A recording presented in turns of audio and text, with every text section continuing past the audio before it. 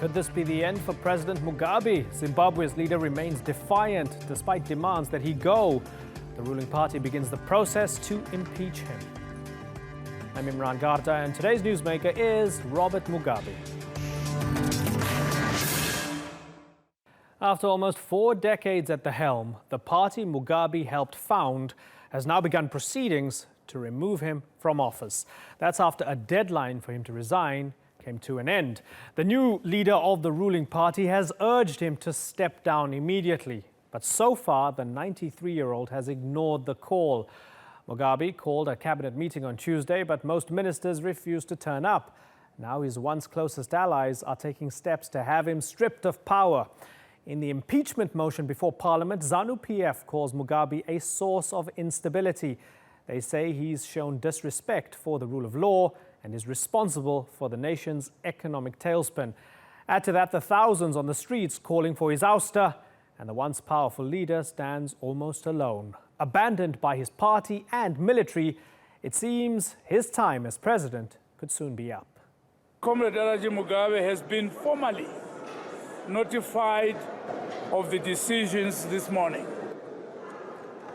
As for that, the party has instructed the chief whip to proceed with impeachment processes against Comrade Mugabe, as it has not received the anticipated confirmation of his resignation from the Speaker of Parliament. Okay, to discuss this in London, we have Georgina Godwin. She's a Zimbabwean journalist and commentator. Georgina, why won't he step down in the face of overwhelming evidence that the entire country wants him to go, including the establishment that supported him during all these years? I wish I knew. I think everybody's asking themselves that. Why won't you just go?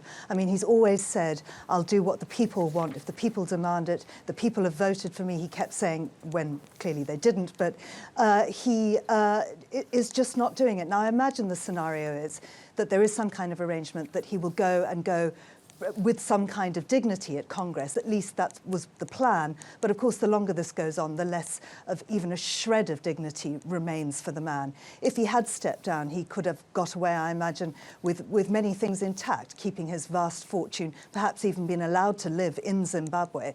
But the longer this goes on, the more unlikely it is that any kind of deal can be made or stuck to. Even if he gets impeached and then he refuses to go, what's going to happen? There's a situation that nobody knows quite how that will play out. I understand that the presidential guard around the Blue House where he lives has been withdrawn and that people are being vaguely encouraged to go in that direction. Now that, like many things in Zimbabwe, is rumour. I can't stand it up in any way, although I have seen footage of people approaching there.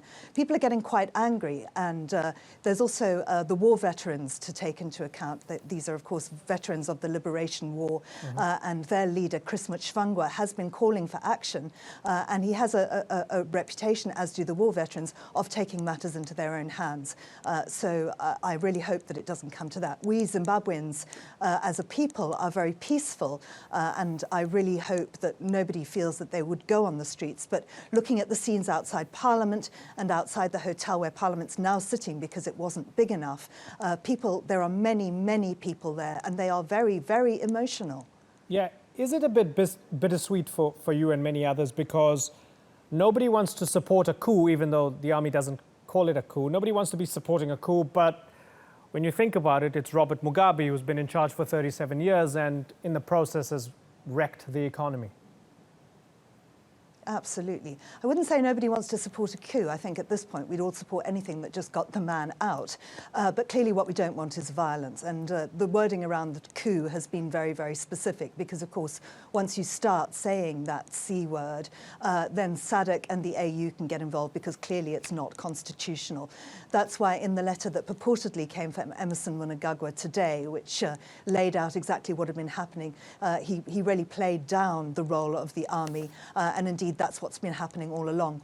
Morgan Tsvangirai gave a very, very moving speech today outside Parliament in which he talked about the will of the people. He also thanked the war veterans and said, you know, you did liberate us, and for that we're grateful, but your job doesn't end there. You know, liberating the country from the colonial oppressor isn't enough. Our true freedom is still to come, and all of us must work towards that in unity and in love, he said, and I really hope that that's how it pans out.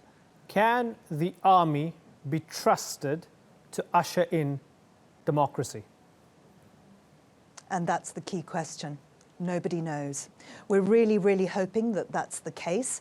The army themselves say that this is purely, that they are just a cog in this wheel. It's a transitional arrangement. After impeachment today, or at least impeachment has started today, we don't know when it'll end, we'll know much more. I fear that there is a bit of a disconnect between the army and the Mnangagwa faction within ZANU-PF because I think that when Mugabe gave his non-resignation speech, ZANU-PF, the party, were expecting him to resign. Clearly there was a deal made with the army that perhaps the party weren't quite privy to. So I'm not sure how close those two strands of this are. I mean, there are four important strands, really. There's the army, there's the war veterans, and there's the party, and then there are the people themselves. And I'm really hoping that the will of the people prevails. The people want peace, the people want change, but they really need it now. Yeah, let's bring in Sungai Mazando from Harare. He's the communications secretary for the opposition party Transform Zimbabwe. Sungai, I'm going to ask the same question to you. Do you trust the army to usher in democracy, given that they've stood by their man during all these years for almost 4 decades? Thank you very much. I think it would be very naive for any political party to trust the army, given their record ever since independence. This is the army that has actually propped up the Mugabe regime all along. So to say that we trust the army, no, we don't at all. But however, the process that they have started happens to resonate with what the masses have been trying all along, which is a process of removing Robert Mugabe. So it may be coincidental, but this has been the desire of the opposition political parties ever since, to get Robert Mugabe out, because we believe that Robert Mugabe is the linchpin of this system. He is the pivotal person. If we can get Robert Mugabe out, then ZANU-PF will begin to disintegrate the whole system. I'm sure you know ZANU-PF has conflated party and state. So the whole party-state machinery will begin to disintegrate when the face of the party has been taken out of the system. Yeah, interestingly, Georgina, let's step back for a second and try to understand how we got here. Here's a man who was surrounded by, I would guess, sycophants for about 37 years. These are people who helped him crush any opposition, but then they turned on him. What did he do so wrong to get them to turn on him so quickly? It was absolutely down to his wife. I mean, I think people were seeing that his wife was an enormous problem. I think it had been, people within the party knew Mugabe himself was a problem before now, but it was the actions of Grace Mugabe that have really, really driven this. Let's bring in Lieutenant Colonel Martin Rupia now. He's a retired Lieutenant Colonel from the Zimbabwean Army and now a professor at the Institute for African Renaissance Studies at UNISA, the University of South Africa. Great to talk to you, sir. Looking forward to your perspective. Was it all about Grace and the fact that all the loyalists saw her as this kind of Lady Macbeth character that they didn't like? Was it all about Grace? I like the analogy with Macbeth, but I think what is taking place, the drama taking place in Harare, the theater, is we see at least 3 gladiators who may have different objectives, but have come together for a common purpose. On the one hand, you have the armed forces that have almost, at least taken control, seized the government, because they were directly threatened by the First Lady and what is referred to as the G40, using the Chinese analogy. But on the other hand, within the party, there are also actors led by the Vice President Emmerson Mnangagwa, who had been removed from the party on November 6th, who is also trying to align their interests with those of the armed forces, but also targeting to remove the president. What we now see playing out in Parliament is the president resisting the initial assumption that he would voluntarily leave office. This is a second route where they've attempted to remove him from power within the party structures, recalled him, as it were, and secondly, now undertaking the impeachment so that they remove him from government, through the constitution. The plan, Songai Mazando, it seems, is for Emmerson Mnangagwa, the fired vice president, to become the president at some point. Would you accept him as the right man for the job, given his history, given that he was so close to Mugabe for so long? Given the history of Emmerson Mnangagwa, the opposition political parties would reject him. Emmerson Mnangagwa is linked with all the genocides that have happened in this country ever since 1980. And as such, having a person like him, we will perpetuate the genocide and the atrocities. And it so happens that every time that ZANU-PF is challenged at elections, they usually have this habit of turning on violence. And Emmerson Mnangagwa is well known for being the greatest actor whenever ZANU-PF metes out violence. In 2008, Robert Mugabe lost, and it was Emmerson Mnangagwa in cahoots with the army who actually launched assault on the opposition political party members, and resulting in hundreds being killed and many people being displaced. So we have no trust in the person of Emmerson Mnangagwa leading ZANU-PF. And as well, we also do not have trust in the whole ZANU-PF system. We're still with Emmerson Mnangagwa at the helm.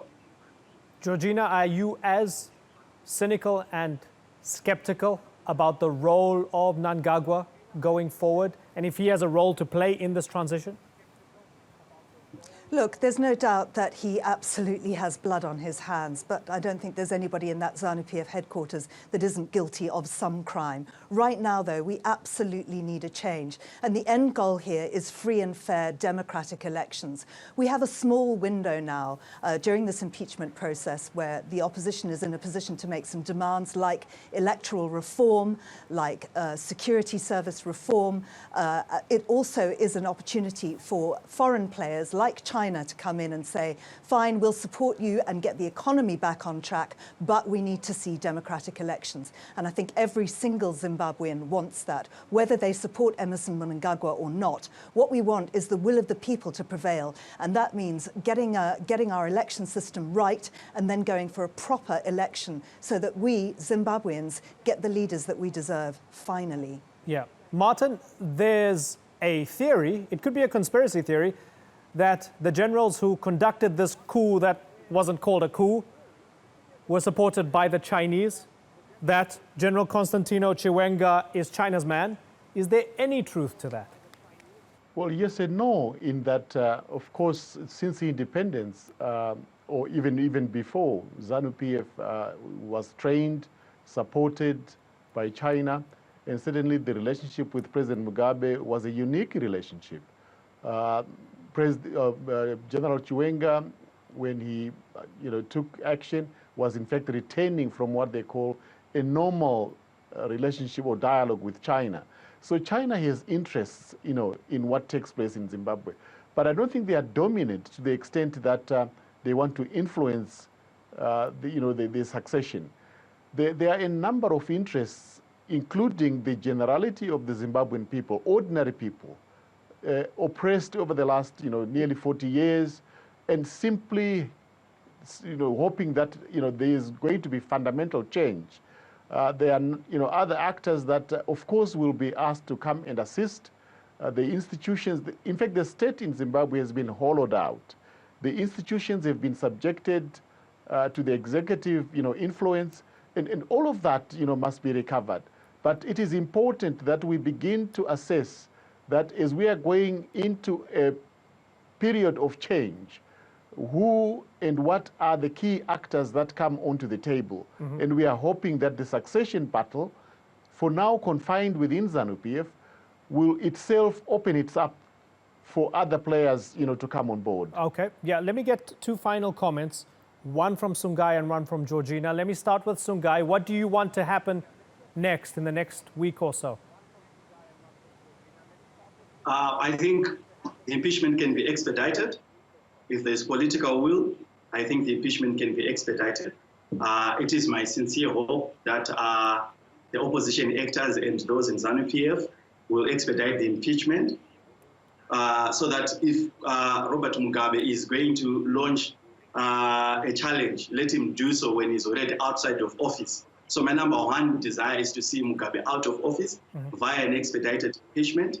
And then number two, what we want as a people of Zimbabwe is a government of our own choice. And for us to be able to do that, we need to have free, fair, and credible elections. So out of this, we expect to have a transitional mechanism that is going to foresee the preparation for the next election so that we can get rid of ZANU-PF and the system once and for all. Okay, final 30 seconds of the discussion. As we wrap this and bring it to a close, Georgina, final thoughts? I absolutely agree with that, and I think all Zimbabweans are as one with that. We need Mugabe to go. We need him to go as soon as possible. It would be nice, because he was a great hero. He did a lot for the country at one point, if he went with some dignity. But frankly, I don't think anybody cares anymore. He must just go, and then we must go forward together, united. You know, that wonderful, wonderful demonstration on Saturday, the sense of euphoria, everybody together. If we could keep that feeling, if we could stop people bending this to their own will, if it began to be not partisan, but about Zimbabweans as a whole, then I think we've got a really, really fantastic future ahead of us. I hope I'm not being naive, and I hope that is something that will happen. My thoughts and feelings are back in my home right now, and I just wish for the best for Zimbabwe. Okay, restless and fascinating times in Zimbabwe at the moment. Mugabe, for the moment, isn't going anywhere. He's 93 and he refuses to budge. We'll be watching the story very closely from here in Istanbul. Georgina Godwin, Sungai Mazando and Martin Rupia, I thank you all for joining us here on the Newsmakers.